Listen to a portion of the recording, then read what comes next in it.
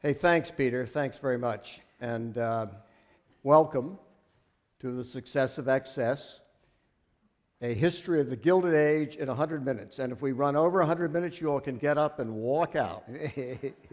Particular thanks, not only to you all for showing up, but to our sponsors, R.M. Davis, Unity Foundation, the Portland Public Library, and also the Rockport Public Library. This year's Camden Conference, The Global Politics of Food and Water, has as its implicit theme the concern that food and water resources over the next generation or two are going to be insufficient to meet global demand. Or as the brochure puts it, this year's conference will zero in on managing the world's food and water resources at a time of ever-increasing demand. It has never been more critical. So what in the world, you might ask, are we doing, Tom DeMarco and myself, celebrating in 100 minutes the Gilded Age? That age of excess, that period in the U.S. when the rich got richer, and as the old song goes, the poor got children. That period, you could almost say that in its wastefulness, its excess, lay the foundations for the concerns that the conference will be dealing with. And they're very real and serious concerns, which we will be facing in the years ahead. Again, the quote from this year's brochure, by 2050, our planet's population may have grown by 2 billion, while other factors, including climate change, may have greatly reduced land and water resources essential for food production. And the irony is that in many ways, the America of 2014 is just as profligate as that Gilded Age of our great-grandfathers. Look at the rapidly increasing number of billionaires. Or, for example, the 2 new penthouse apartments that have just come on market in Manhattan. This is the cheaper one. It was for $95 million. The more expensive one is for $100 million. That's the view from the apartment. It's 4 stories, apparently. You're going to be reintroduced to the robber barons of the past. Andrew Carnegie, Cornelius Vanderbilt, J.P. Morgan, Jay Gould. Today's rich we think of as nicer people. Bill Gates and Warren Buffett and the billions they've given to charities. But if the rich of today are arguably more socially aware compared to then, the other side of the coin is that economic inequality is greater today than it's been at any time since the Gilded Age. Last year, the top 1% of our population took home 22% of the nation's income, and the top 1/10 of 1% took home 11%. At least in that earlier Gilded Age, despite the incredible economic inequality, all boats were rising. Growth for the decade of the 1880s was the highest ever in our 225-year history. The average median income rose nearly 50% during the quarter century that was the height of the Gilded Age. By comparison, the median income in today's America has hardly moved in a quarter century.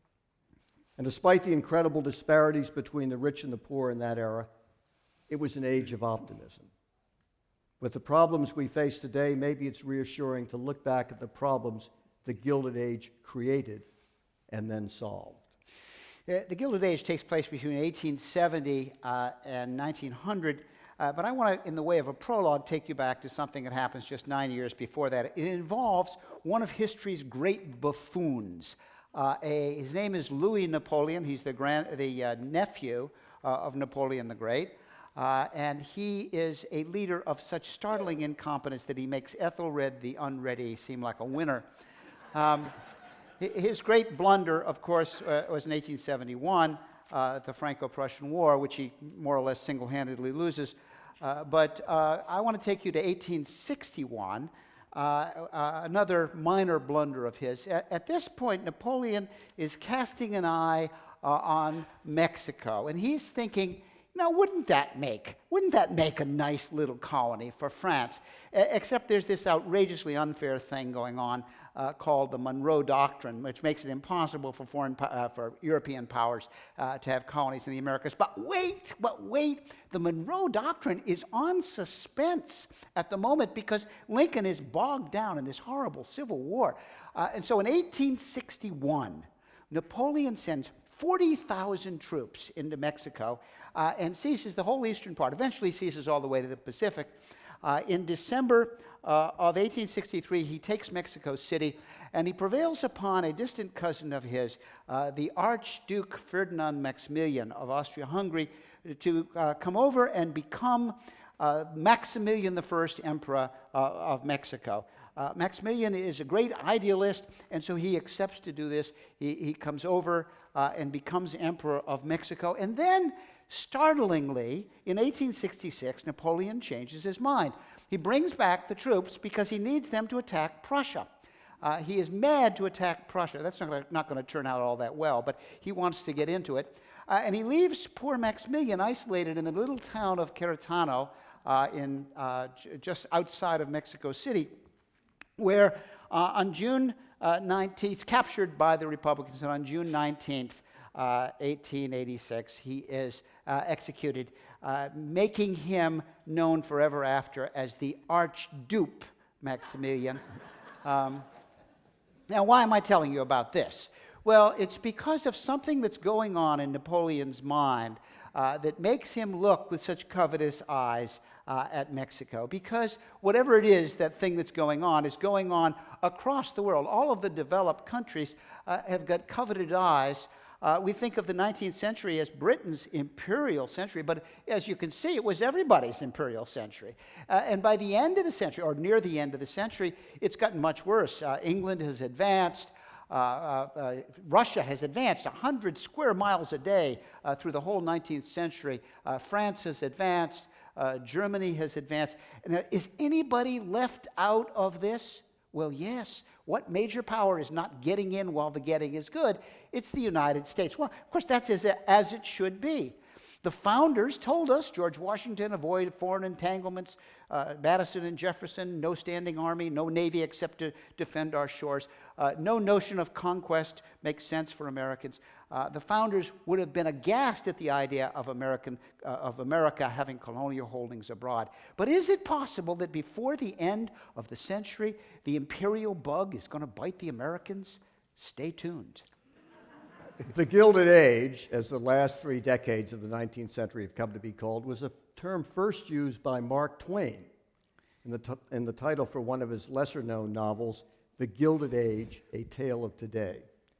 The ironic use of the term Gilded Age actually came from a line in Shakespeare's play King John: to gild refined gold, to paint the lily, to throw a perfume on the violet, or add another hue unto the rainbow is wasteful and ridiculous excess.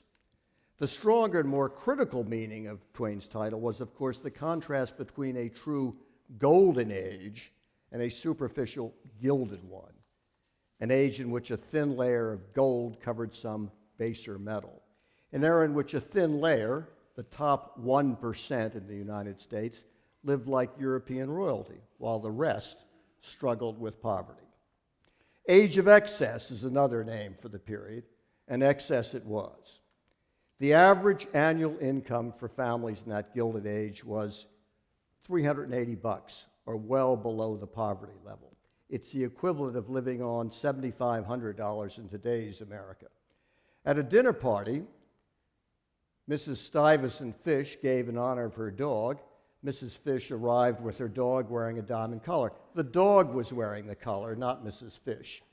And the collar was worth $15,000, or about what 40 families squeezed into their tenements a few miles away were living on for a full year. Mark Twain's ironic comment on the era summed it up nicely. What is the chief end of man?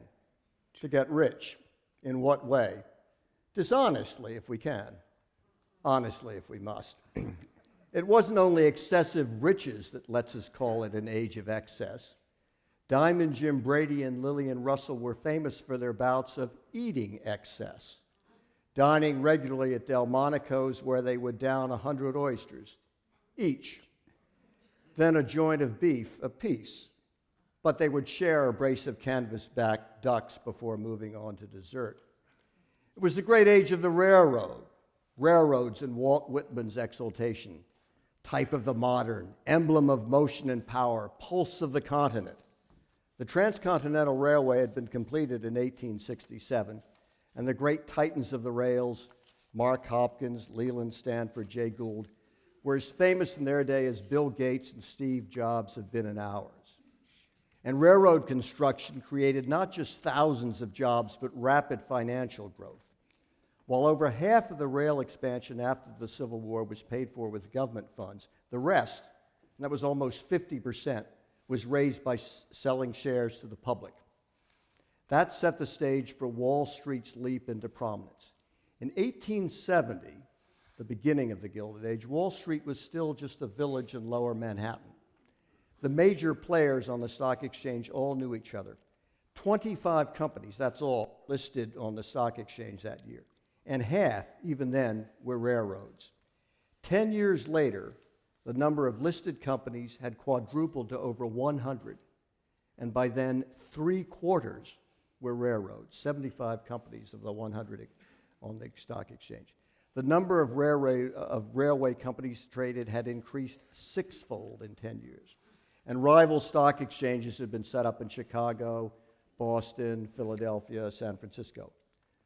Revisionist historian Richard White, in his book written in 2011, Railroaded, rails against the transcontinental railroads as a Gilded Age extravagance that rent holes in the political, social, and environmental fabric of the nation, creating railroads that were as mismanaged as they were long. They were built on corruption, by payoffs to politicians at all levels, though of course primarily in Washington, by bankrolling local newspapers to kill any bad publicity, of which there was plenty. It was, after all, a dangerous industry filled with daily accidents.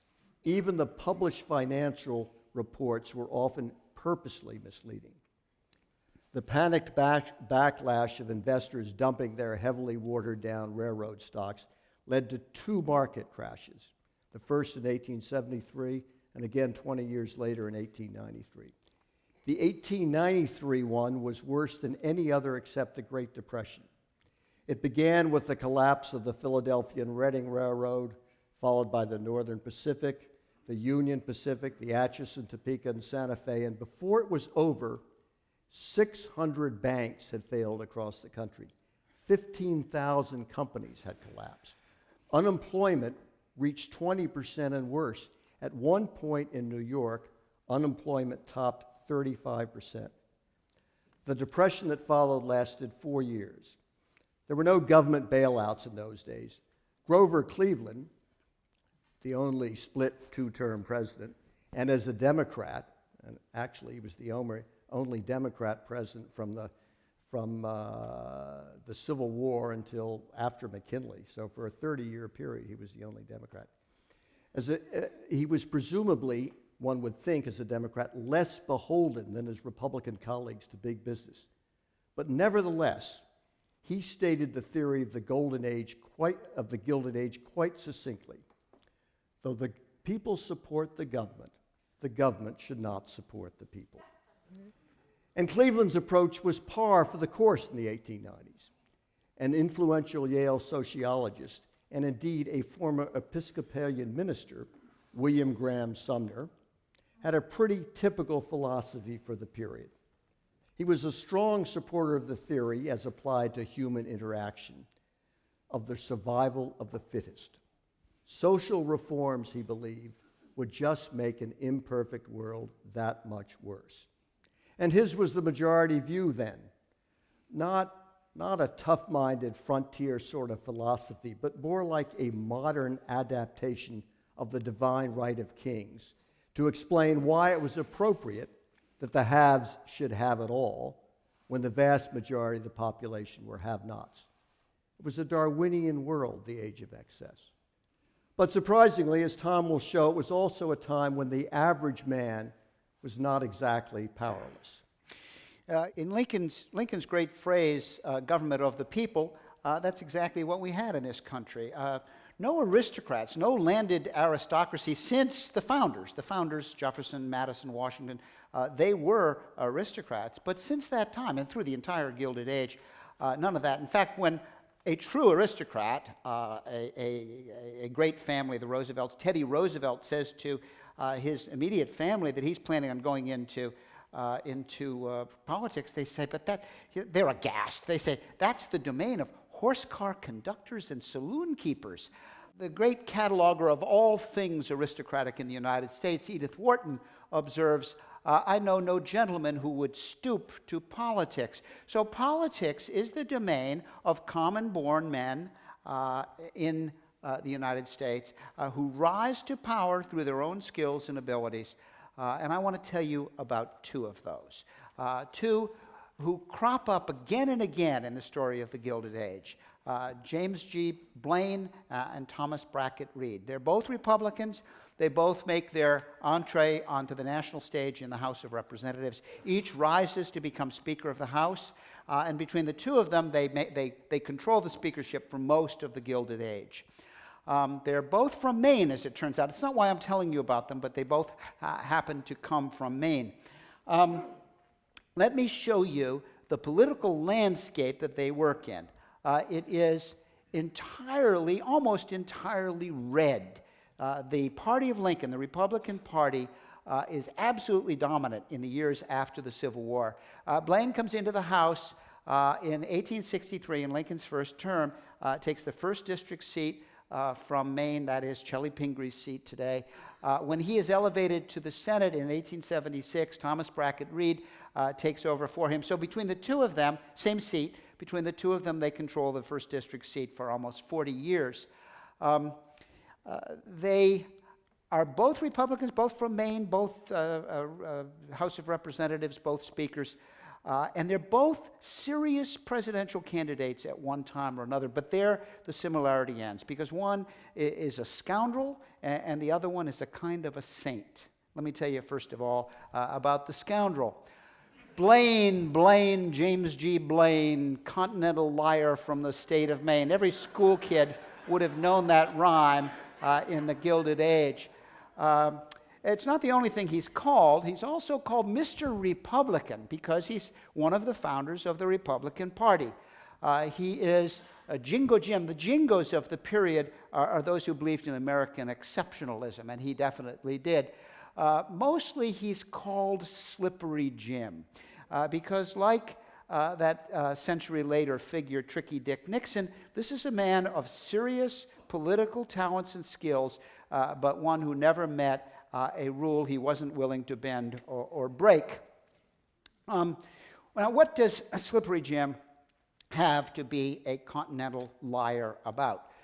Well, the truth of the matter is he's corrupt. He's taking money. He's doing favors for the rich, for the railroads in particular, taking money in exchange. As he grows in political power, his fortunes grow more than proportionately, and always behind him is the shadowy figure of Jay Gould. And that crinkly sound you hear is the sound of banknotes being pushed into Jim's pocket. With his ill-got gains, he buys Blaine House, which is today the governor's mansion. He builds a 13-bedroom cottage in Bar Harbor, and best of all, he builds this spectacular Gilded Age mansion on the most expensive real estate in the world, DuPont Circle in Washington, D.C. He shows Thomas Brackett Reed through the house and lets him know that he spent $100,000 to build it, not counting the cost of acquisition of the land or of the furnishings. Reed is disgusted by this because he is squeaky clean. He has never taken a penny from anybody. He goes back and he writes that, knowing that Blaine has never made more than $5,000, that's what a congressman makes in those years, $5,000 a year, he goes back and writes in his journal that it must be a tribute to the man's thriftiness that he managed to achieve such an empire. By the way, the building is still there. Next time you're in DuPont Circle, look for it. It's on the corner of Massachusetts and P Street. So Blaine is corrupt. But that's not all he is. He's also a great speaker, a great parliamentarian. As he controls the the House to a level that set a new standard for the time. He goes on to become a senator. He goes on to become Secretary of State, serves as Secretary of State under 2 presidents, and he is the author of the 14th Amendment that gave full rights of citizenship to blacks. So a non-trivial participant, but a bit of a scoundrel. If he's a bit of a scoundrel, Thomas Brackett Reed is the opposite, a man of the utmost rectitude, known to everyone as Mr. Speaker. He is also a person of considerable wit. At one point, there's a Democratic representative on the floor, and he announces, "I would rather be right than president." And Speaker Reed interrupts him and says, "The gentleman need not worry, he will never be either." He introduces Reed's, he's in such control of the House that they know him as the czar. The Republicans hop to do what he tells them to, but more and more so do the Democrats. I mean, it's surprising. The man has almost precision control of the House because he is a great parliamentarian. As Henry Cabot Lodge says, he is by far the greatest parliamentary leader of his time, the most brilliant figure in American politics. He lays down Reed's rules of procedure, which are the rules of procedure that govern the House for the next 50 years and are largely intact today. And one of the rules is that the Speaker, in spite of his name, may not speak. He may not advance business. As long as he's presiding, he may not advocate. And so he's got his lieutenants, his various young Republicans are advancing the business of his program. It's his program. He's the czar here. And at one point, he's got a young Republican from Ohio, Representative William McKinley, who is introducing a piece of Reed business. And McKinley is known throughout the House as the most agreeable person, a guy that would just do anything to make you his friend, and not willing to make an enemy out of anyone. And so as he advances this bit of Reed business, one of the Democrats leaps to his feet and says, "Will the gentleman yield?" And McKinley, ever agreeable, says, "Well, I guess if you really..." And Reed shouts out from the chair, "The gentleman from Ohio does not yield." And McKinley says, "Right, I do not yield." He's a perennial candidate for the presidency in 1892. The press asks him if the Republicans are going to put him up for president, and he says they could do worse, and they probably will. And they did. In 1896, he's the odds-on favorite to become the candidate. And Mark Hanna, the Republican money man, approaches him and says, "Look, you got to make some promises in advance to help me raise some money." And Reed says, "No, if I have to make even one commitment in order to get the office is not worth having." And so Hanna goes away and looks for someone more accommodating and hits upon William McKinley, the ever-accommodating William McKinley, who does, in fact, become president that year. At the end of his career, Thomas Brackett Reed does something absolutely astonishing. He walks away from this position that he loves, the second most powerful position in the United States, Speaker of the House, rather than preside over something that he doesn't believe in. The first time in American political history that principle trumped power, and we're still waiting for a second instant of that. Okay, let me go back for a moment to that list of presidents Tom showed earlier. Here are the 8 that served during the Gilded Age. Look at the list. Benjamin Harrison, Chester Arthur, Rutherford Hayes, James Garfield. What a bunch of non-entities. How many of them could you have named? They're probably the least memorable of any group of 8 presidents in our history. The only one most of you may have pulled from your memory, Ulysses Grant. It's not because of his fame as president. He was a terrible president, but obviously because of his victory at Appomattox. But what is most striking about this list is that in the short period it covers, 2 presidents, Garfield and McKinley, were killed. Of course, Abraham Lincoln had been assassinated right before our era begins. In 36 years, 3 American presidents were shot to death. It was a rough time. The Gilded Age? Sure, but another moniker we might give it is Age of Violence. Guns are no doubt a problem today, and the NRA is one of Washington's fiercest and most powerful lobbies. But the roots of the NRA's power goes way back in American history.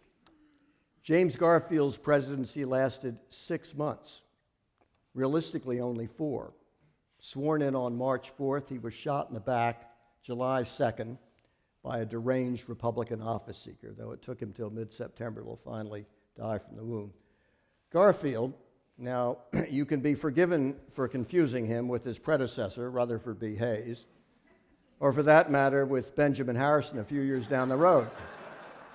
There seems to have been a certain Gilded Age style for presidents, at least for Republican ones. In any case, even in his short term in office, though, Garfield did manage to make his mark. He took on the corrupt spoil system by demanding federal control over the New York Customs House, which at the time was essentially under the thumb of New York's Republican Senator Roscoe Conkling.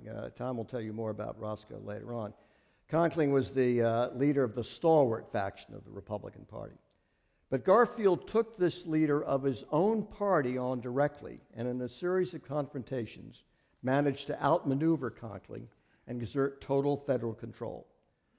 Garfield's successor, his vice president, Chester Arthur, had ironically, earlier in his career, been the head of that very same New York Customs House and had run it in the traditional manner as a Republican fiefdom, staffing it with dozens of unnecessary employees and retaining them and promoting them solely on the basis of their political loyalty to the Republican Party. So Arthur, the vice president, sided with Conkling and the stalwart faction and against his own president in Garfield's fight over the Custom House jobs. But surprisingly, when Garfield was shot and Arthur assumed the presidency, he became a champion of civil service reform. And in 1883, only 2 years into his presidency, he got Congress to pass the Pendleton Act, establishing a bipartisan civil service commission which severely limited politics and civil service jobs. So Chester Arthur, surely the most underrated of the Gilded Age string of presidents.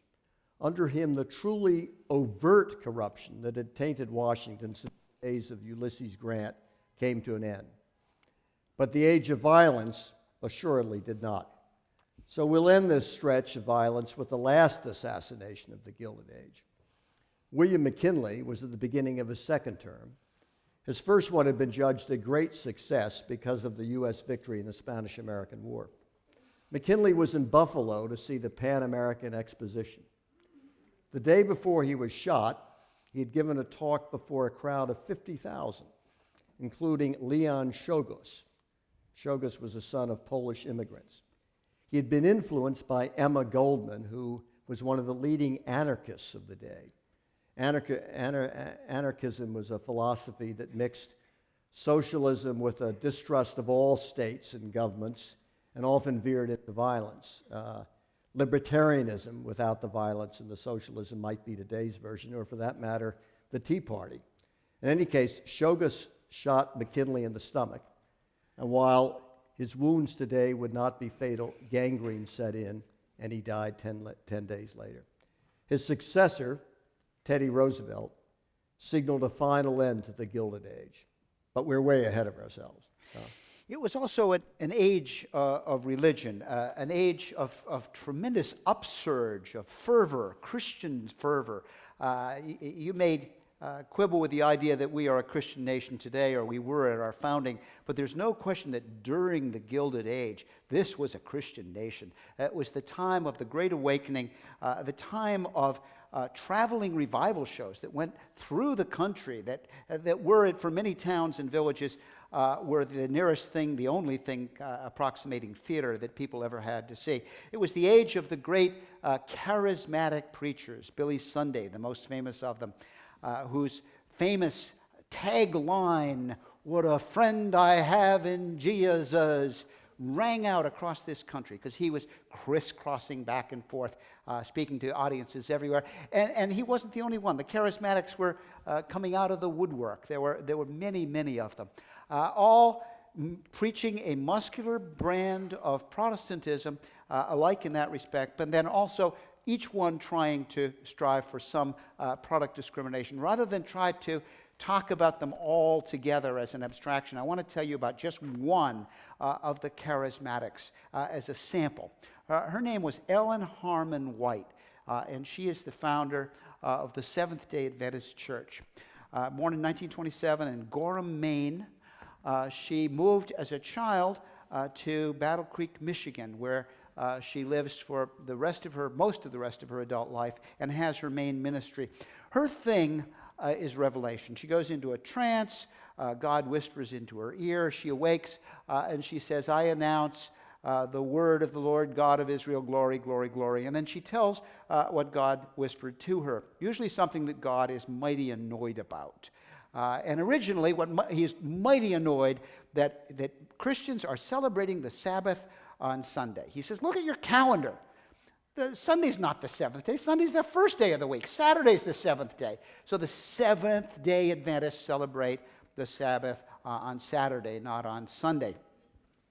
That gave her some product discrimination, but not enough. But then fortunately, in 1863, God whispers something wonderful in her ear. He tells her that you are what you eat. He's mighty annoyed about what people are eating. They eat far too much, first of all, and way too much protein. Henceforth, no more meat, no more fish, no more chicken, no more eggs. Protein is evil. Vegetables, fruit, and cereal, oats, barley, wheat. That's what you got to eat. And with this revelation, she begins a religion of healthy living and spirituality. She forms a sanatorium called the Battle Creek Sanatorium, dedicated to healthy living and cereal eating. Notice that she misspells the word sanatorium. She spells it with an A. Spelling is not her thing. Sanitarium. But it's such a resounding success that by the end of the century, every American dictionary has that as an accepted alternate spelling. She needs a doctor to run the place because of its focus on healthy living, and she finds one Dr. John Harvey Kellogg. Now, if the conjunction of cereal eating, the name of Kellogg, and the town of Battle Creek, Michigan, are starting to come together in your mind, you've got my drift. In 1877, Dr. Kellogg's younger brother, W.K. Kellogg, comes on board. And in the 1890, he's a bookkeeper at the sanitarium. In 1890, he is transferred to the food laboratory. And in 1891, he invents cornflakes. And the world is forever different as a result. Battle Creek, Michigan in particular is transformed. It becomes the headquarters not only of Kellogg Corporation, but also C.W. Post Cereals, General Foods, General Mills, Ralston Purina, and 80 other cereal companies. It becomes the cereal Silicon Valley of the 19th century. People are flocking to the sanitarium, particularly the carriage trade. They come for formal sit-down dinners of cornflakes and damn little else, to be pushed and prodded by the doctor's wonderful medical machinery, and to do health-giving exercises. I found maybe 20 pictures of people exercising at the sand, and they're all doing the same thing. They're wiggling their arms. The celebrity trade that comes in is phenomenal. William Howard Taft comes in. Lillian Russell and Diamond Jim Brady come in. Sarah Bernhardt, Elihu Root, the Secretary of State, William Jennings Bryan, Leo Tolstoy. Now, what do they all have in common? Two things. First of all, they're all rich. And the second thing is, let me give you a hint. This is William Howard Taft. They're all fat. This is the world's first fat farm, and a terrific success it is. In 1902, the original sand burns down. In February of that year, it is a total loss. It's rebuilt by Dr. Kellogg, and then rebuilt again in ever more spectacular fashion. It lasts until the Depression, as long as Dr. Kellogg is still alive. the story of one of America's Gilded Age religions. The next time you find yourself sitting down in front of a bowl of cereal, I want you to offer a prayer of thanks to Ellen Harmon White and the Seventh Day Adventist Church, without whom the world would have been cornflakeless. But if, as Tom says, we were a Christian nation during the Gilded Age, an evangelical nation, you would never have known it from the way we were dealing with the native inhabitants of our continent. The most famous battle in the ongoing Indian Wars, which had been on hold during our own Civil War, is undoubtedly the Battle of the Little Bighorn, Custer's last stand in 1876. While it was definitely the greatest Indian victory of the 19th century, the furor it caused marked the beginning of the end for even the limited independence that the Sioux tribes had until then. 6 years earlier, with the Civil War behind them, the Union had negotiated a truce with the Sioux, giving them title to lands that covered all of what is now western South Dakota, at the same time granting them unfettered hunting rights in large parts of the territories of Wyoming, Nebraska, and Montana. That worked very nicely for a few years until a military expedition, ironically led by then Colonel Custer, into the Black Hills region of the Sioux Reservation, discovered gold. In May of the following year, President Grant convened a conference in Washington with the heads of the Sioux Nation to renegotiate the boundaries of their reservation, conspicuously removing the Black Hills from within those boundaries. The Sioux objected, and the American Army prepared for war. While the overconfident now General Custer was wiped out at Little Bighorn, it was a true Pyrrhic victory. Within a year, all the key Sioux chiefs had either been killed or surrendered or had, like Sitting Bull, sneaked across the border to Canada. Sitting Bull was persuaded to surrender a few years later to the U.S. Army and spent his waning years as part of Buffalo Bill's Wild West show, where he developed a particular affinity for Annie Oakley, adopting her as his daughter and giving her the name Little Sure Shot. Geronimo and his Comanches terrorized settlers in Arizona and New Mexico and finally surrendered in 1886. The last battle of the Indian Wars was the infamous massacre at Wounded Knee in the winter of 1890. A few weeks after Sitting Bull had been killed in a little scuffle nearby with American troops. Indian lands were being taken away. Less than half of the original Sioux reservation remained. The buffalo had been wiped out.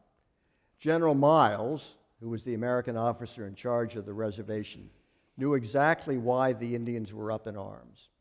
He sent a telegram to Washington the week before the massacre, just after Sitting Bull had been killed. The difficult Indian problem cannot be solved permanently at this end of the line. It requires the fulfillment of Congress of the treaty obligations that the Indians were coerced into signing. They signed away a valuable portion of their reservation, and it is now occupied by white people, for which they, the Indians, have received nothing. Historians are not quite sure what precipitated the final battle at Wounded Knee, but when it was over, some 300 Indians, the majority women and children, were dead. Nor, of course, were Indian wars the only violence in those days.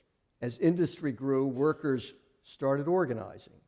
Labor strikes became a feature of the Gilded Age, and some got quickly out of hand. The Great Railway Strike of 1877, and this was a climax to the Panic of 1873, which had resulted in 4 years of economic hardship, reduced salaries for workers. It had spread across the Great Railway Strike had spread across 4 states in late July of 1877. Militias were called out, ultimately federal troops. 10 strikers were shot dead in Baltimore, nearly 70 in Pittsburgh and other cities in Pennsylvania, 40 more in Chicago and St. Louis. Thousands of federal troops had to be called out before it ended. But probably the most famous labor of action all was the Pullman Strike in 1894. That was led by Eugene Debs. At this point, he was the head of the American Railroad Union, which he had founded the year before the strike. The strike was started by Pullman car workers, but once Debs got involved, it spread throughout the country. At its height, some 250,000 railroad workers were involved. Now that shows the importance of railroads to the economy in those days. To finally quell the strike, the Democratic president, Grover Cleveland, had to call out 12,000 federal troops. Over 30 strikers were killed, property damage. Quite apart from the economic loss of the shutdown of the country's transportation system, property damage was close to $100 million, which would be the equivalent of $2 billion in today's world. Debs was jailed, but went on to run for president on the socialist ticket in the next 4 presidential elections, never, of course, winning a single state. Speaking of elections, the election of 1876 is referred to as the stolen election. It pits Ohio Governor, Republican Rutherford B. Hayes against New York Governor, Democrat Samuel Tilden. But going into the convention, it doesn't look like it's going to be Hayes and Tilden at all. It looks like it's going to be James G. Blaine, Mr. Republican, and Tilden. In fact, Blaine has got 285 votes sewed up. He only needs 384 to win the nomination. The convention takes place in Cincinnati at Convention Hall, where Robert Ingersoll gives the nominating speech for James G. Blaine. Now, Robert Ingersoll, a famous, professed atheist, addressing the Republican National Convention. You're not likely to see that one again. These are the words that he ends up his nomination of Blaine with. Like a little florid, but it was a florid time. Like an armed warrior, like a plumed knight, James G. Blaine from the state of Maine marched down the halls of the American Congress and threw his shining lance full and fair against the brazen foreheads of every traitor to his country and every maligner of his fair name. Now, who could be so crass as to malign the fair name of James G. Blaine? Well, one person in particular, Mac alluded to him earlier. He is Senator Roscoe Conkling, a Republican from New York. He and Blaine are arch enemies. They detest each other. They have been involved, while still both members of the House, young members of the House, they were involved in what can only be called a pissing match. One of them stood up and said something uncomplimentary to the other. The other immediately rose and responded and raised the tempo a little bit, back and forth and back and forth. Of course, nobody's going to interrupt this. It's the most interesting thing that's happened in the House in ages. And finally, Blaine, referring to what evidently was a fairly self-proud manner that Conkling had, refers to his haughty disdain, his grandiloquent swell, his majestic, supereminent, overpowering turkey gobbler strut. Well, the phrase turkey gobbler strut follows poor Conkling around for the whole rest of his life like an old hound dog. He never can shake it. He opines that supporting Blaine would be to engage in criminal behavior, and he's not about to support him in 1876. And fortunately for his cause, some letters have just materialized in the weeks before the convention, the so-called Mulligan letters, letters that Blaine wrote to James Mulligan that incriminated him. This is an excerpt from the Times obituary for Mulligan, who died a few years later. The key thing is he had possession of certain letters which seemed to show that James G. Blaine had been guilty of using his public office to further his private interests. Well, the Times is being coy here. The letters clearly demonstrated that Blaine was accepting money from the Union Pacific Railway, from Jay Gould in particular, to do the business of, do favors for the railway. And in one of the letters at the very bottom, Blaine, in his own handwriting, has written, "Kindly destroy this letter after reading." The Mulligan letters spell the end for Blaine's chance this time at the nomination. He eventually gets 351 votes for the nomination, but not enough. And on the fifth ballot, finally, for want of a better candidate, they settle on the governor of the state where the convention is taking place, Rutherford B. Hayes. And so instead of Blaine against Tilden, it's Hayes against Tilden in 1876. But let's backtrack a little. At the time of this convention, the Republican Convention in 1876, more than 10 years had passed since the Civil War. But the South was still undergoing Reconstruction, or as it might have been more properly termed, forced reintegration into the Union it had deserted. Andrew Johnson, our 17th president, was a Southern Democrat. He had stayed with the Union. He had been chosen as his vice president in a national unity ticket. But after Lincoln was assassinated and the war was over, the Tennessee-raised Johnson began to show his true colors, adopting a considerably more benign approach to the South than most Northern members of Lincoln's Republican Party wanted and expected. Indeed, Johnson was initially successful in stopping the 14th Amendment to give full citizenship to former slaves. That was the final straw for the Republicans and their Northern supporters. As a result of Johnson's obviously pro-Southern leanings, in the 1866 Congressional Elections, a faction known as the Radical Republicans gained control of Congress, led by Massachusetts Senator Charles Sumner, who incidentally had been on the receiving end of that infamous incident in 1856 when his colleague from South Carolina nearly beat him to death on the floor of the United States Senate.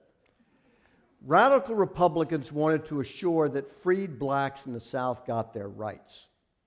So in 1867, soon after the Radical Republican Congress was sworn in, it passed the first Reconstruction Act, creating 5 separate military districts in the South under martial law. 20,000 troops were deployed to oversee local governments and make sure elections were free. As freed slaves in many counties outnumbered their former white masters, by 1871, with martial law fully in place throughout the South, about 15% of the office holders in the South were black. Now that may not seem like a lot, considering that blacks were about 40% of the population in the South, but it was a larger percentage than at any subsequent period until 1990. And while during the early 1870s, troops were gradually withdrawn from most of the South, at the time of the 1876 elections, the U.S. Army still maintained martial law in 3 states, Louisiana, Florida, and South Carolina. The 3 states that, as you will see, played a most crucial role in the 1876 Electoral College fiasco. Yes, when the results come back from 1876, the first thing you see is those 3 states, plus Oregon, are undecided.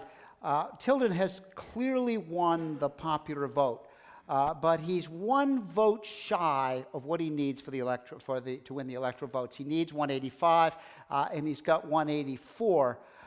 Mac is going to tell you what the situation was in Louisiana, Florida, and South Carolina. So let me just focus on Oregon. Oregon has been a clear win for Hayes.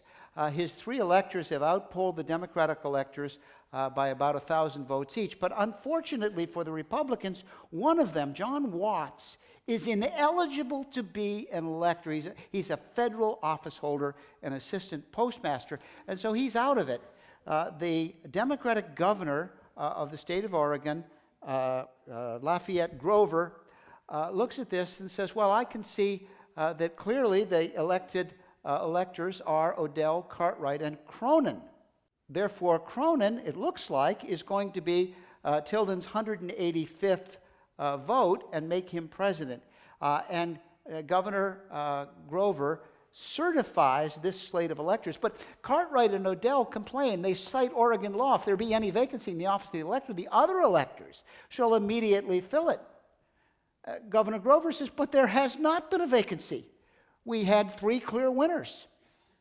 But nonetheless, Odell and Cartwright prevail upon Watts to resign his office as assistant postmaster. They appoint him as the 3rd elector, and now Oregon sends 2 sets of electors, 2 competing sets of electors to Washington, one of them certified by the governor and the other clearly elected by the people. Let Washington sort that one out.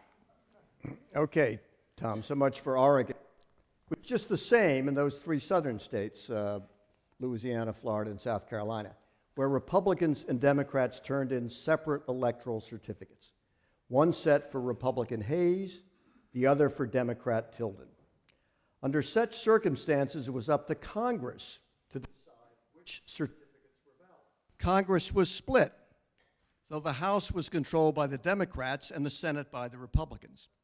So Congress was unable to agree on which votes from Oregon and the three southern states should be counted, which meant neither Republican Hayes, who had 163 electoral votes, nor Democrat Tilden, who had 184, and 185 were necessary, could be declared president.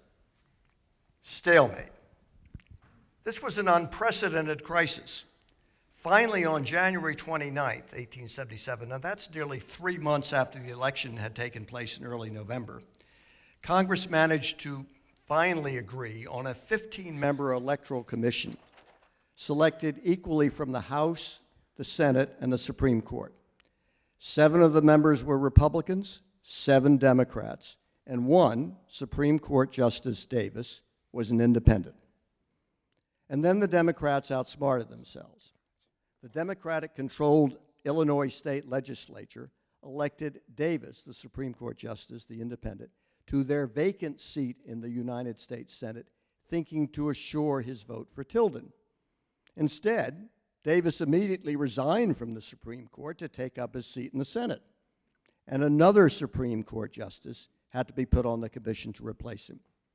There were no other independents on the court, so the majority Republican court chose one of its own.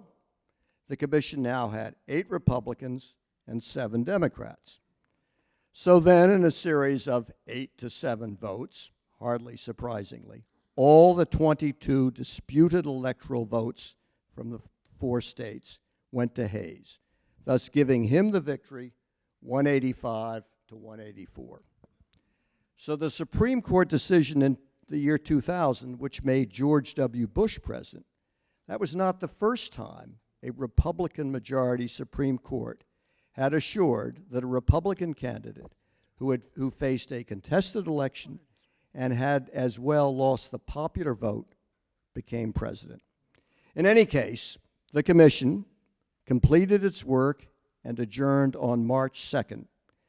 2 days later, on schedule, on March 4th, Rutherford B. Hayes was sworn in without incident as the 19th president. What a disgrace. What an insult to the democratic process. I mean, a state government has so botched the running of an election you can't say who got elected, and then they toss it into Washington where a Republican Supreme Court votes on a party line basis to put their guy in place of the... I mean, that's a disgrace. It's a stolen election. Or is it? Or is it? I mean, suppose we had someone here from the other side. Suppose we had an apologist for the Republicans, a spinmeister, for instance, Mr. Republican himself, James G. Blaine. Suppose you were right here. Senator Blaine, come up here. Explain to us. Was this in fact a stolen election? I think what he would say was, damn right, it was a stolen election. The Democrats stole it, and we stole it back. Well, how do you explain that? He would say, well, now look at this. Look at this map. Mack, in his totally biased presentation, has focused entirely on those three still in reconstruction, still occupied Confederate states. Mack, the Confederacy was not made up of 3 states. It was made up of 12 states. And that means that the other 9 that are now free of Union troops, let's focus on those, they have voted uniformly for Tilden. Bully for them. But they didn't allow their black citizens to vote. Across the South, there were 500,000 registered black voters in the immediately prior election, 1872. Today, there are 1876, only 30,000 registered black voters, and they're too terrified to vote. Now, what's happened here? What's happened is the Union troops are gone from these states. And the whites have taken over and begun Jim Crow. This is the birth of Jim Crow. Well, how important is it that the blacks didn't get to vote? Let's have a look here.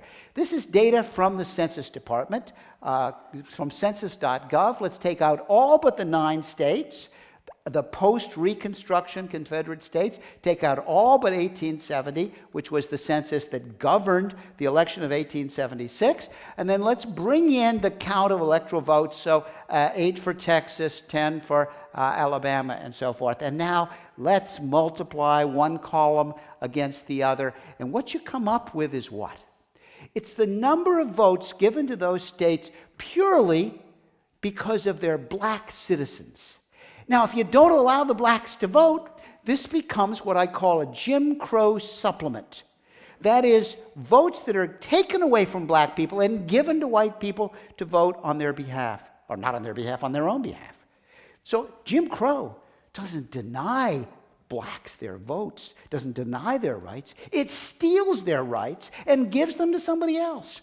So, for instance, in the state of Mississippi, 54% black, the average white voter there gets to vote twice, once his own vote and once one that was stolen from his black co-resident. Okay, well, Senator Blaine, what should we do about this? I'll tell you what we should do. What we should do is we could take those votes away from the states.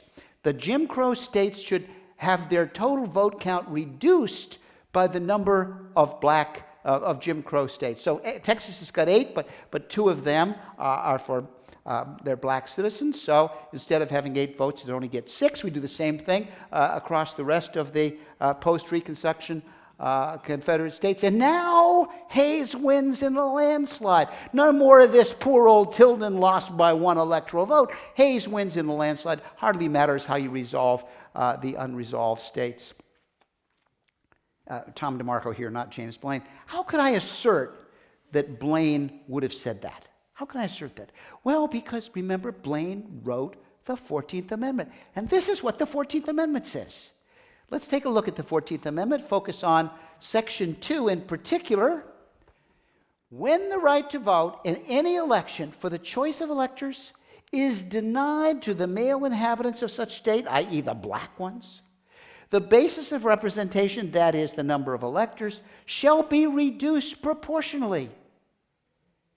Blaine saw Jim Crow coming before it even had a name, and he tried his best to thwart it, to make Jim Crow impossible to happen. James G. Blaine, he would have asserted that yes, the election was stolen, first stolen by the Democrats and then stolen by the Republicans. Now, if you applied the remedies of Section 2.5, which have never been applied, Section 2 of the 14th Amendment, it's too cumbersome. I mean, you can just see some poor judge saying, ooh, I wouldn't touch that. I mean, who's going to do that?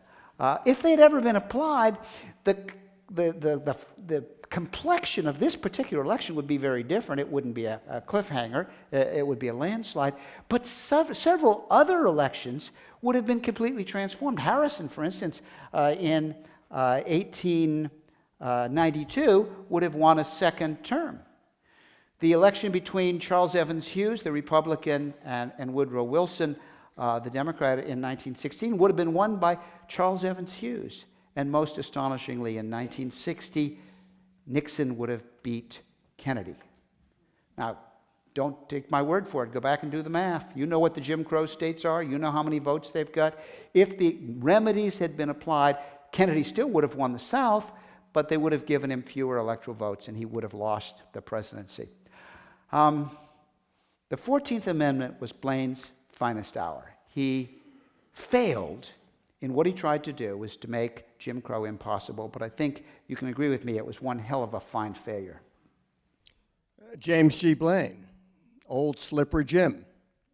He may indeed have been on the take from the railroad magnates, but his key role, as Tom explained, in producing the 14th Amendment shows that corrupt or morally deficient politicians can still do the right thing for the country. And it's as true now as it was then. Indeed, there are a lot of similarities between our age and the Gilded One. Now, maybe we aren't killing Indians anymore or bringing in the army to shoot striking workers. And mercifully, it's been 50 years since the president was assassinated.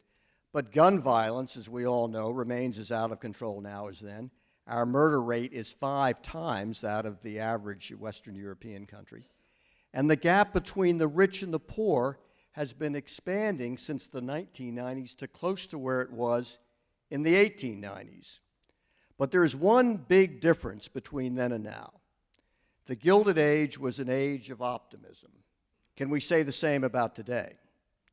The inventions of the last few decades of the 19th century were monumental, life-altering in a way that ours are not. Sure, the internet today makes it possible to communicate with everyone we know simultaneously and with many we don't know. But Alexander Graham Bell's invention of the telephone in 1876 was the first and key step in the modern communication process. And of course, Thomas Edison was hard at work as well. He ended up with 1,093 patents. What brought him his early fame was his invention of the phonograph in 1877, a celebrity before he was 30.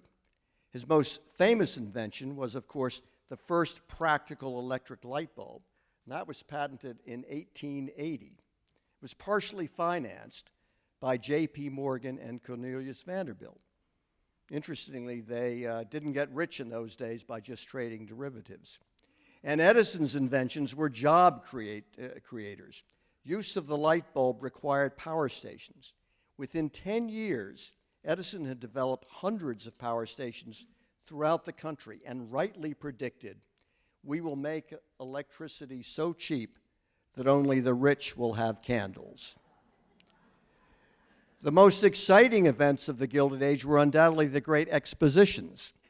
Paris held one in 1889 to celebrate the 100th anniversary of the storming of the Bastille. The Eiffel Tower served as the entrance arch to that fair. And that fair immediately prompted Chicago, looking towards the 400th anniversary of Columbus's discovery of America, to plan for its entry into the World's Fair field. Louis Sullivan, the most famous architect of the time, was one of the architects chosen to design a building for the 1893 Chicago Exposition. Again, J.P. Morgan and Cornelius Vanderbilt stepped up to the plate, and along with William Waldorf Astor, pledged $15 million to finance the fair. Frederick Law Olmsted, who had designed Central Park, created the overall plan for the 690-acre exposition, 3 times as large as the one in Paris 4 years earlier. 46 nations participated. The fair introduced the Ferris wheel to the world and belly dancing to America. It drew over 26 million visitors during the 5 summer months it was open. Now, that's not a bad turnout when you consider the 1964 New York World's Fair, and that ran for 2 summers, twice as long, only drew 50 million. And in 1893, remember, there were no cars, there were no buses, there were no planes, there were no subways to get people to Chicago. Now, speaking of cars, that, of course, was another invention at the end of the Gilded Age that fundamentally changed the world and the United States. But if cars have become America's most time-consuming pastime, how about America's favorite pastime? Baseball. That's a relic of the Gilded Age. And football, despite its evolution from the English game of rugby, probably the most quintessential American sport, at least in terms of its violence. The game was first played in 1869. As it evolved, it grew increasingly violent to the extent that in 1894, that's only 25 years later, the Yale-Harvard game was so rough, 4 players, college kids, were permanently disabled. As a result, the game was canceled for the next 3 years. But when it resumed, it only got worse. Fatalities became increasingly common. In 1905, 19 college players were killed. In 1 year, 19 college players were killed. So despite the head injuries of today's football, it's a tame game compared to the Gilded Age one. Now, football's not the only thing that's tamed itself down. politics, for all the big-time money that's pouring into it now, is still undeniably tamer than it was in 1876. And as Tom is about to tell you, politics was still a very rough sport in the 1880s as well. It's no secret that James G. Blaine has had his eye on the presidential chair for a long time, and by 1884, he sees his chance. He's got the Republican Party pretty much in his command. He's going to be able to win the nomination handily. He has got image problems. He'd like to present himself as a man of the people, but everybody knows he's the man of the railroads also, accepting money from the railroads in return for doing favors. And he has to run against his record, which is difficult. Most of all, he's got a real problem with the press, in particular the cartoon press, which continually presents him as the Olympus of corruption. The raising of money for the campaign is similarly suspect. It features at Delmonico's in New York, the world's first $1,000 a plate political dinner. And here you see seated immediately to Blaine's right, none other than Jay Gould, and that crinkly sound you hear that's it again. He's running against Grover Cleveland. Now, Grover Cleveland is not corrupt. He's Mr. Clean. He was the reform mayor of Buffalo, the reform governor of New York, and he's never accepted a nickel from anybody.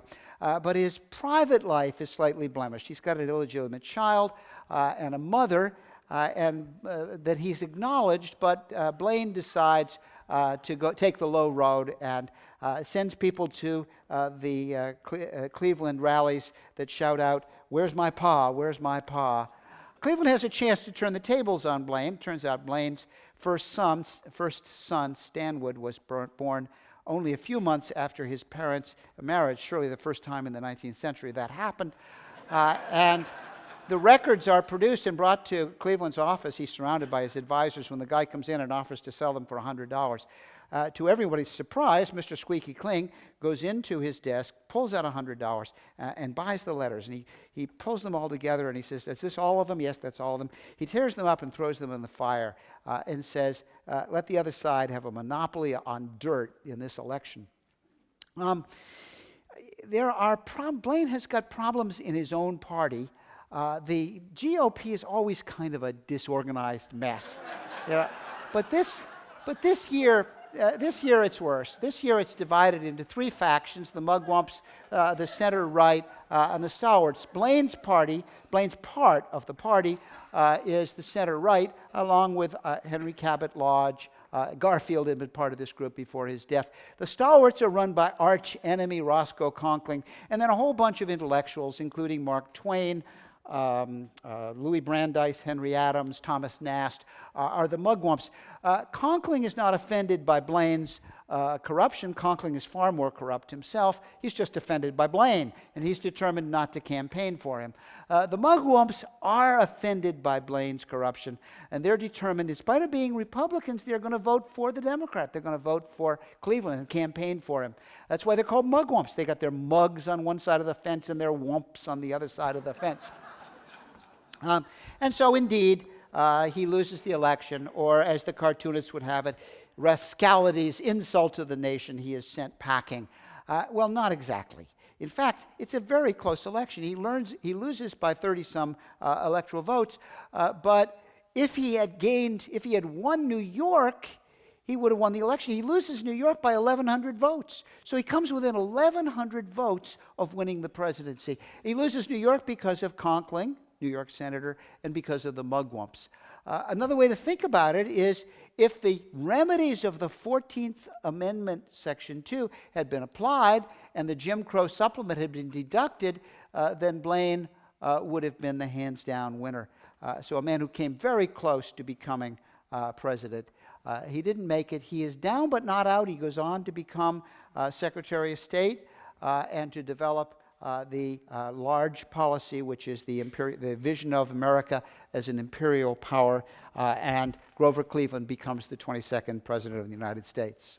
As we've seen, Grover Cleveland, squeaky clean that he was, had a similar view towards dealing with the poor as did big business Republicans. There was at least one Democratic voice crying in what at the time was becoming increasingly less of a wilderness in favor of the downtrodden, and that was William Jennings Bryan. To the extent that any of us have a sense of who Bryan was, it's no doubt as a recollection of the play and later film Inherit the Wind, which was based on the famous Scopes trial, Evolution versus the Bible, in 1925. This is a shot of the two actual antagonists during the Scopes trial. As you can see, William Jennings Bryan on the right and Clarence Darrow on the left. In the movie, Frederick March played Bryan and Spencer Tracy was Darrow. These are the fossil remains of a marine prehistoric creature found in this very county and which lived here millions of years ago when these very mountain ranges were submerged in water. Yes, I know. The Bible gives a fine account of the flood, but your professor's a little mixed up on his dates. That rock is not more than 6,000 years old. How do you know? A fine biblical scholar, Bishop Ussher, has determined for us the exact date and hour of the creation. It occurred in the year 4004 BC.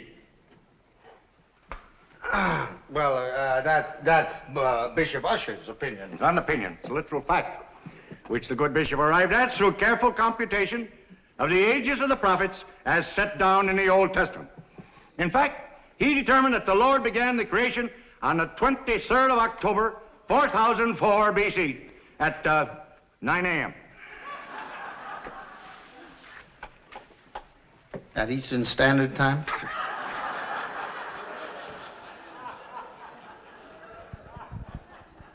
But there was an earlier and much younger William Jennings Bryan who managed to win the 1896 Democratic nomination at their convention in Chicago.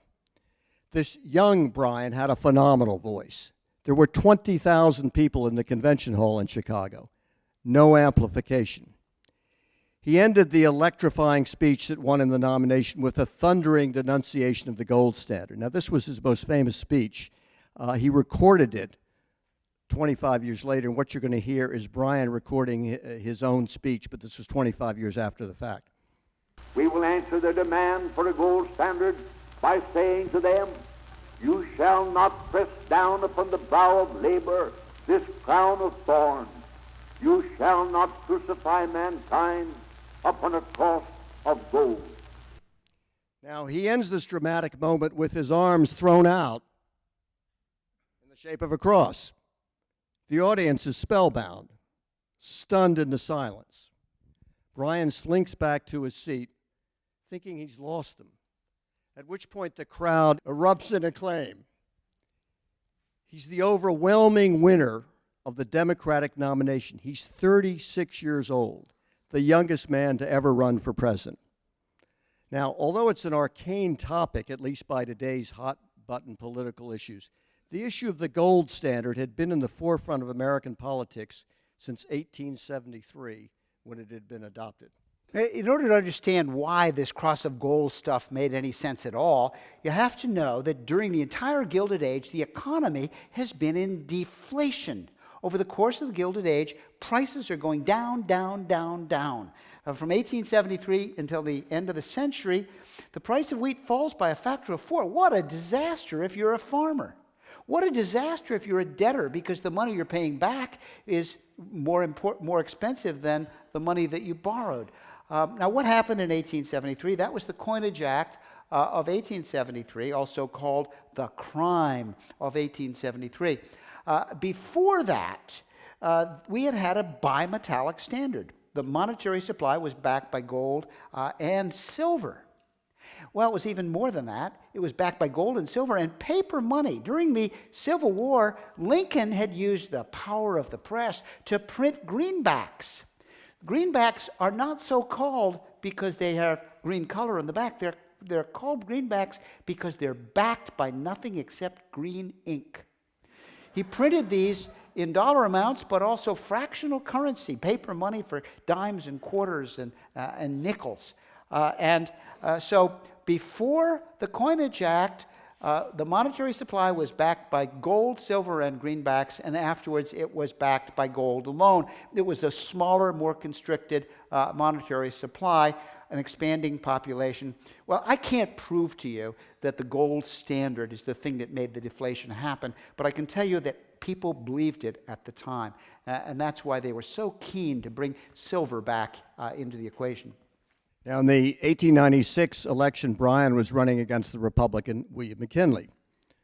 McKinley's coalition consisted of rich industrialists, northern businessmen, highly skilled workers, prosperous farmers, the typical Republican makeup of that day. Bryan lost overwhelmingly in the Electoral College vote. It wasn't, though, the reach of the Republican Party that made the difference. It was their money. Mark Hanna, who was the inventor of big money in politics, really the Karl Rove, you might say, of his day, he knew all the Gilded Age tycoons. J.P. Morgan alone gave the Republicans more money in a single contribution in the 1896 campaign than was raised by the entire Democratic Party that year. Bryan carried the South and the Midwest, and McKinley the North and the West Coast in an electoral map that looks remarkably like the electoral map of 2012, except, of course, that the Democratic and Republican votes were reversed. Now for an outrageous digression, and after all, any of you who have been to our past history shows have come to realize that it's mostly digression. Let me turn it over to Tom, and he's going to tell you how The Wizard of Oz was originally written as a fable based on William Jennings Bryan and his Cross of Gold. Lyman Frank Baum was not just a children's book author, he was a journalist, a political journalist. His writings are still available. They were published by the Chicago Evening Post, and we know he was an ardent Silverite, he was a populist, he was pro-Bryan, and people began to speculate almost from the beginning that The Wizard of Oz was a fable, but it was also an allegory where many of its components had some significance in the Cross of Gold campaign. For instance, the Yellow Brick Road stands for the gold standard. The false wizard stands for the false bankers. The Emerald City stands for the eastern cities where all the money was hoarded.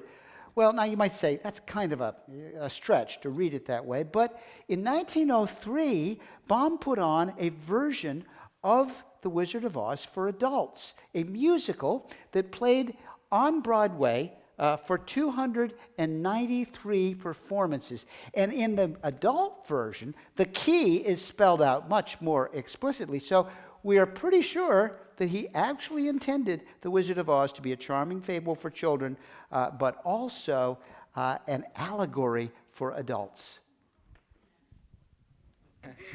To Oz? To Oz. We've come to see the wizard, the wonderful Wizard of Oz. Here he is, a wizard of a whiz, if ever a whiz there was. If ever a whiz there was, the Wizard of Oz is one. Because of the wonderful things he does.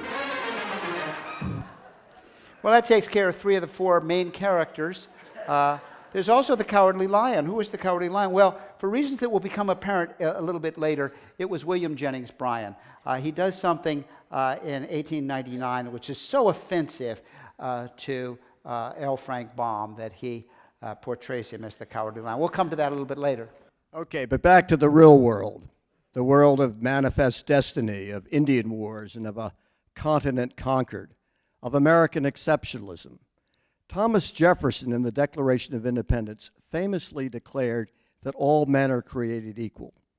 But such rhetoric notwithstanding, one of the fundamental beliefs of 19th century Americans, as of their forebears, was of the superiority of the white race.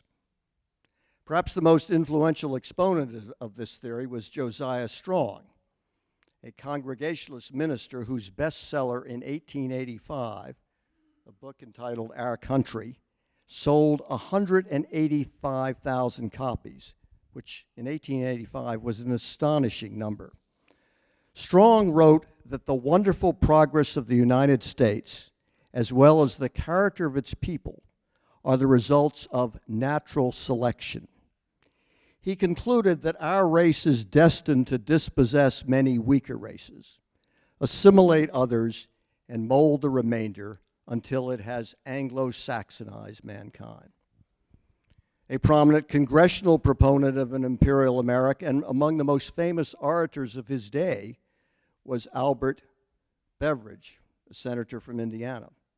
A speech he gave in support of the annexation of the Philippines is the best illustration of the widespread belief in those days of the God-ordained role of American imperialism. This is Beveridge. "We will not renounce our part in the mission of our race, trustee under God of the civilization of the world. And we will move forward to our work with thanksgiving to Almighty God that He has marked us as His chosen people, henceforth to lead in the regeneration of the world."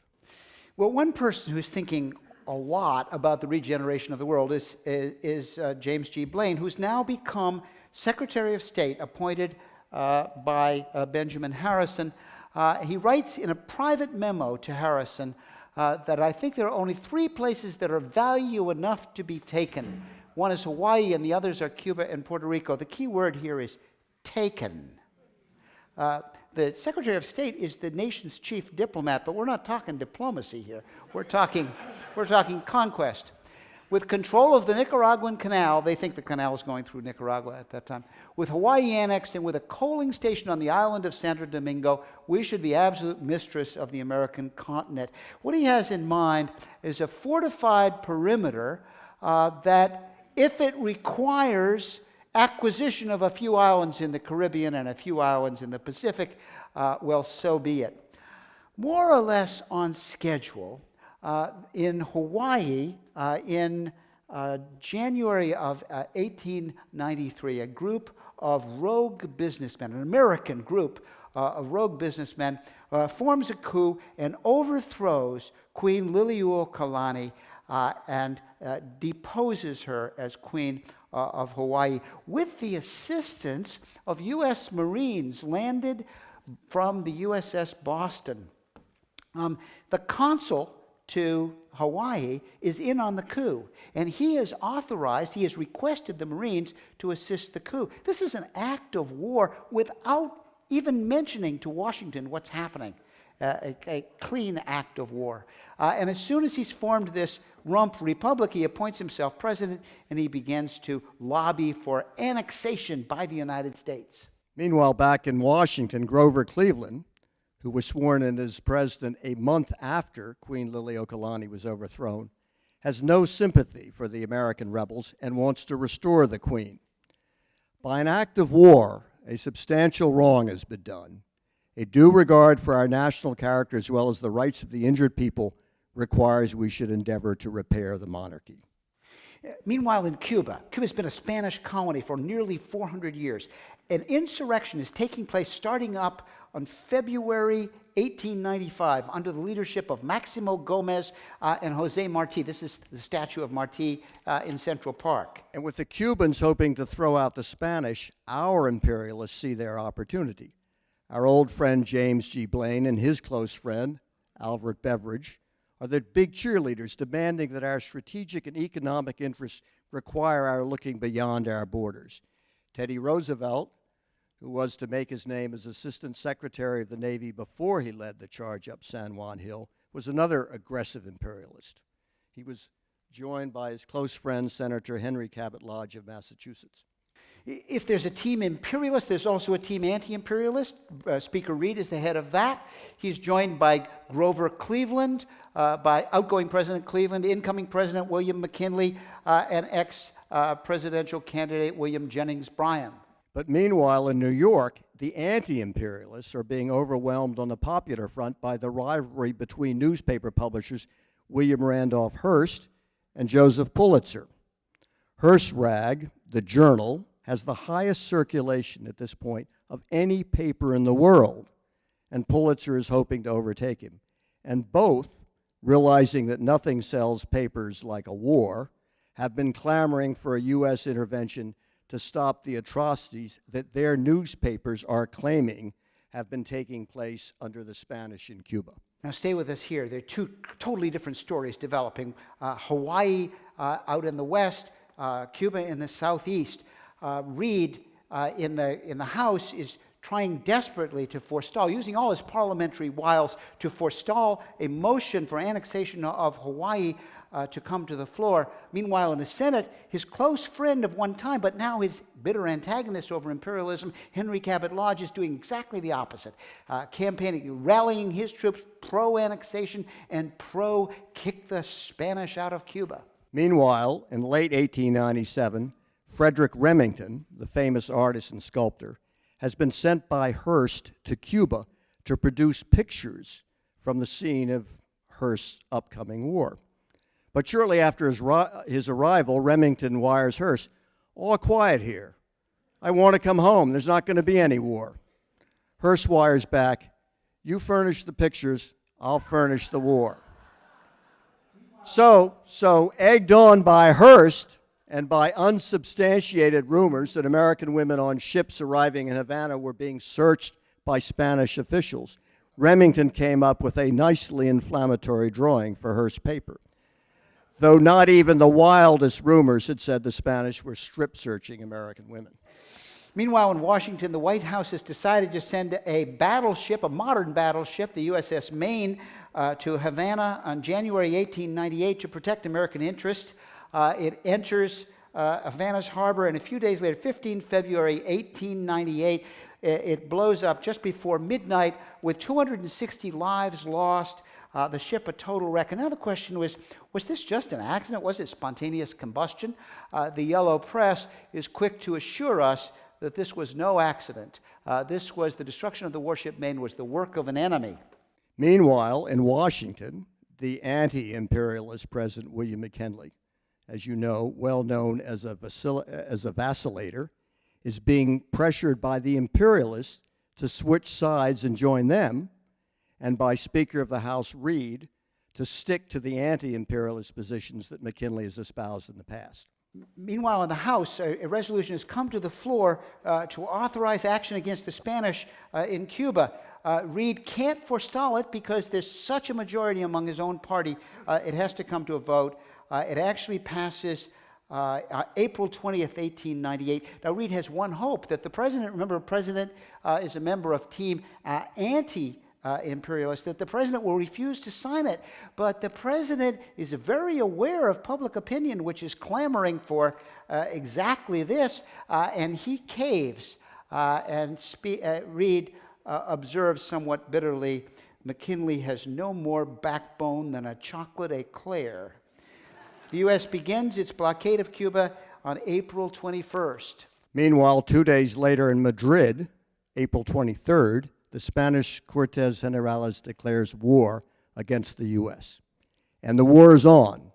Hearst, delighted, takes credit with a front-page note on the masthead blaring, "How do you like the journal's war?" Meanwhile, in the Pacific, Admiral Dewey, on board the USS Olympia, his flagship, leaves Hong Kong Harbor April 27th, 1898, and steams for Manila, where on May 1st, in one short morning of work, he wipes out the entire Spanish fleet, with every single Spanish ship either sunk or burning. The Americans retire for lunch. The New York Journal crows about Dewey's success. Meanwhile, on the other side of the world, Teddy Roosevelt and his cavalry unit, known as the Rough Riders, are steaming towards Santiago de Cuba, where they disembark June 22nd. Roosevelt's famous charge up San Juan Hill follows on July 1st. Now, incidentally, there was no room for the cavalry's horses on the fleet that we had assembled so hastily to invade Cuba. So Rough Rider Roosevelt and his cavalry actually ran up the hill without horses. 2 days later, on July 3rd, the Spanish fleet is destroyed trying to escape Santiago Harbor. The war was over. The American ambassador in London, John Hay, pens a congratulatory note to his old friend Teddy Roosevelt. "It has been a splendid little war." Meanwhile, in the House, Speaker Reed has to allow a vote of the Newlands resolution, to allow the Newlands resolution for annexation of Hawaii to come to the floor, which it does on June 15th, and it's passed on July 7th by a vote of 209 to 91. Speaker Reed absents himself from the chair rather than be there to see it actually happen. The American flag is raised for the first time over the Iolani Palace on August 21st.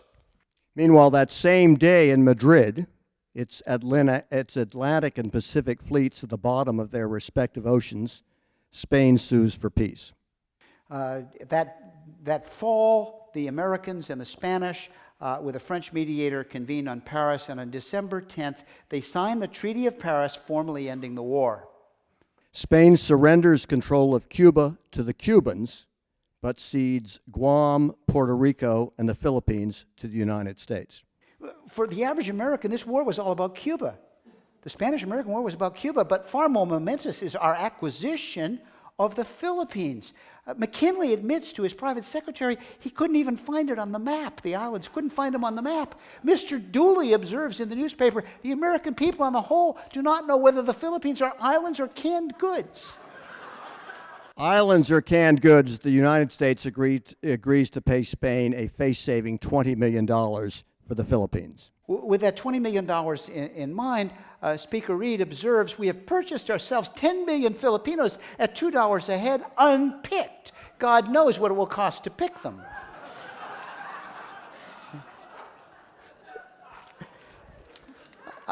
Meanwhile, in New York, as part of the propaganda effort to justify the coming colonization of the Philippines, McClure's publishes Rudyard Kipling's White Man's Burden. Take up the white man's burden, send forth the best ye breed. Go bind your sons to exile to serve your captives' need. To wait in heavy harness on fluttered folk and wild, your new caught sullen peoples, half devil and half child. Meanwhile, in Washington, the annexation of the Philippines can't happen until the Treaty of Paris is ratified by the Senate. But as you know, that requires a 2/3 vote. Henry Cabot Lodge is the floor manager, but he hasn't got enough Republicans for 2/3. He needs Democrats, and the Democrats aren't biting.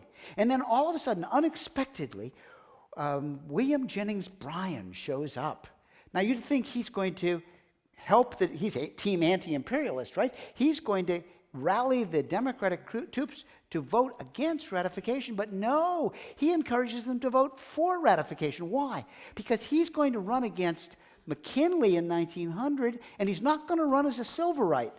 That issue is dead. He wants to run on the quagmire in the Philippines that McKinley has blundered into. So he tells the Democrats, let him blunder into it. Well, most of them are so disgusted by the man's willingness to sacrifice principle for expediency that they won't have anything to do with it. But a few do indeed give their votes to Henry Cabot Lodge and vote for ratification. You can see why L. Frank Baum had his change of heart about William Jennings Bryan. Speaker of the House Thomas Brackett Reed, really the only true hero of our tale, tries to rally votes against the treaty, but on February 1st, 1899, it's ratified by one single vote. Bryan's hypocritical intervention had proven decisive. Putting principle before power, Reed steps down as Speaker and a few months later resigns. Had I stayed, I must have been as Speaker always in a false position in aiding and organizing things in which I did not believe or using power against those who gave it to me. Reed thus walked away from the second most powerful job in the United States government, no doubt the last time a powerful American politician resigned his office over principle.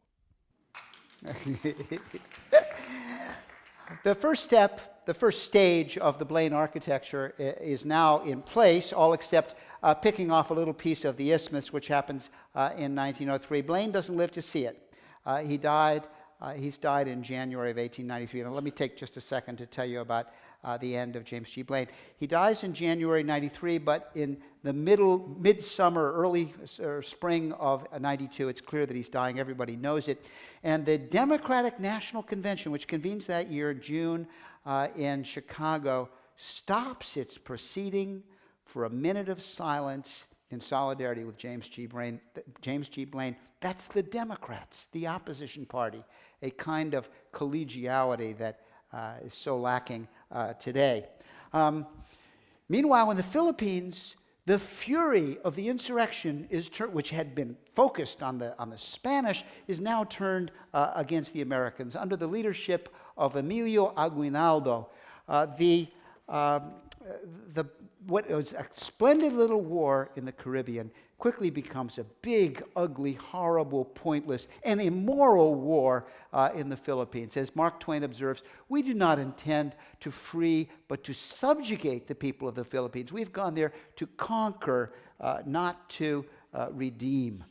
The Filipinos, what they lack in weaponry, they make up in courage. They fight with the bolo, that is this machete-like knife. That's what they've got. But they are ferocious and courageous warriors. The Moro tribesmen, a Muslim tribe in one of the islands, wrap themselves in very tight linen bandages so that when they're hit by even a fatal gunshot wound, they can still carry on forward and hack their attackers to death. In fact, the American army sends back in panic for a heavier sidearm. The .38 has plenty of killing power, but not enough stopping power. And so the so-called Colt 45 Filipino becomes the weapon, the sidearm of choice for the U.S. Army. The parallels between our anti-insurrectionary war in the Philippines and our counterinsurgency war in Iraq are terrifying. In both cases, we're there for more than a decade. In neither case is it clear why we're there at all. The suicide warriors on the other side, about the same number of fatalities, 4,500 killed in Iraq, 4,500 American soldiers killed in the Philippines, about the same number, horrific numbers of dead among the people that we're trying to liberate. Atrocities on both sides. The technique called waterboarding was invented by the Americans in the Philippines to interrogate the insurrectionaries. We're finally out of the Philippines after World War II. You'd say, well, the sad chapter of the Spanish-American War is at last done, but not quite, not quite. You see, when the U.S. Navy delivered Teddy Roosevelt and the Rough Riders and the Fifth Army to Santiago, to Cuba, they couldn't anchor off Santiago because there was Spanish artillery there. So they repaired to a little bay 40 miles to the east called the Bahia de Guantanamo. And once the United States Navy went in there, they never left. The base at Guantanamo is our last souvenir of the Spanish-American War. Well, this is the end. This is the point where we turn to Mac, in each one of the 100-year history shows, we turn to Mac DeFord and ask Mac, what does it all mean? What in particular do these lessons from the 19th century, what possible significance could they have to the 21st century America? The Gilded Age. So what does it all mean? Yeah, the Gilded Age we called it, yet we end with the beginning of an American occupation in the Philippines, a war in which hundreds of thousands of Filipino civilians were killed, not unlike the civilian casualties in Iraq and Afghanistan. Hardly a gilded moment. Nor was the Gilded Age in other ways unlike our own. It's conspicuous some consumption in the midst of poverty. It's gun violence. It's crooked elections, or anyway, it's elections in which what mattered most was money. And it climaxed with the Spanish-American War. Now, war was not a new experience for the then century-old republic. But this was a different kind of war. Our earlier wars against Indians and Mexicans had been fought to claim the continent, manifest destiny. Spain was no threat to our continental ambitions. Rather, this was a coming-of-age war, our announcement to Europe and the rest of the world that we had arrived, that we were as good as they were, that we, too, were an imperial power. Now, 100 years plus down the road, we are perhaps at the high point of that turn-of-the-century imperial urge. Korea, Vietnam, Iraq, Afghanistan, our last wars have hardly embellished our imperial reputation. Europe's in decline. But China's on the rise, and despite Madeleine Albright's claim to the contrary, the U.S. is no longer the indispensable nation. Today's big problems can only be solved by a consensus of nations. The battle would be easier if the United States still had that can-do sense of optimism that lasted from the Gilded Age to the Vietnam War, that sense of accomplishment, our political and economic house in order that made other nations look up to us. Our ascent to the top was not without difficulties, but the gradual erosion of our preeminent international position will prove to be at least as difficult. And it will coincide with a developing global crisis over food, and perhaps even worse, over scarce freshwater resources. So sign up for this year's Camden Conference, February 21st through the 23rd, and find out why the experts tell us there's still reason for optimism. Anyway, I hope that's what they're going to tell us.